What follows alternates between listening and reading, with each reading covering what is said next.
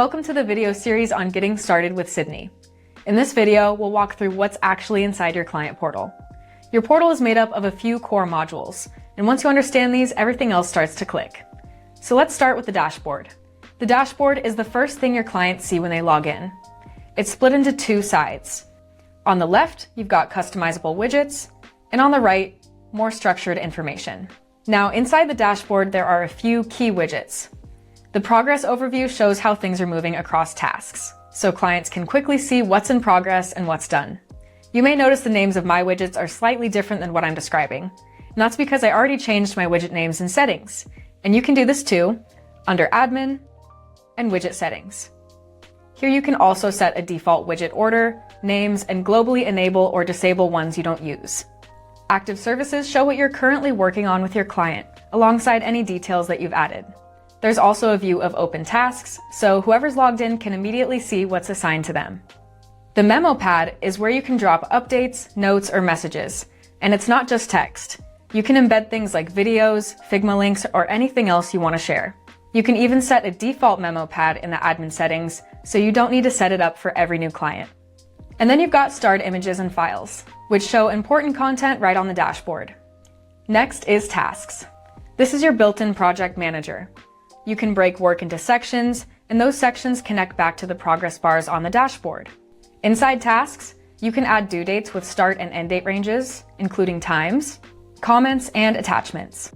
You can reorder things with drag and drop, and sort everything based on what matters most.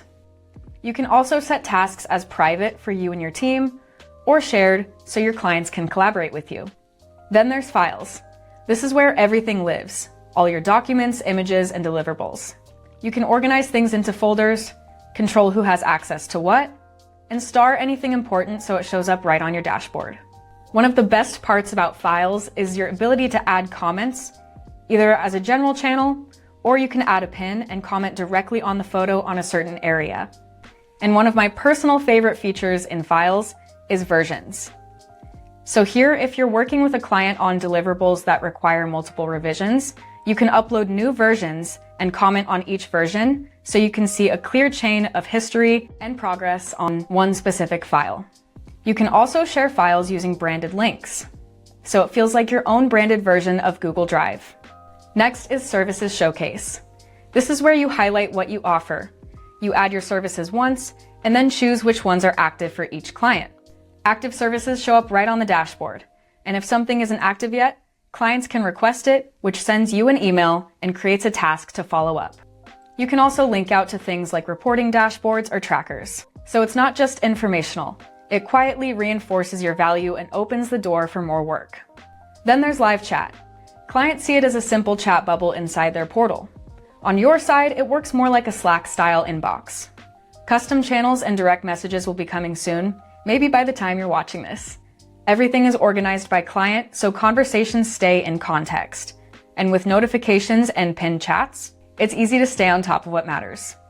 And finally, requests. This is how you collect information and files from clients.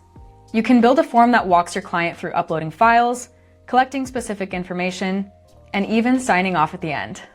Clients respond directly inside the portal, and anything they submit is automatically saved to your files.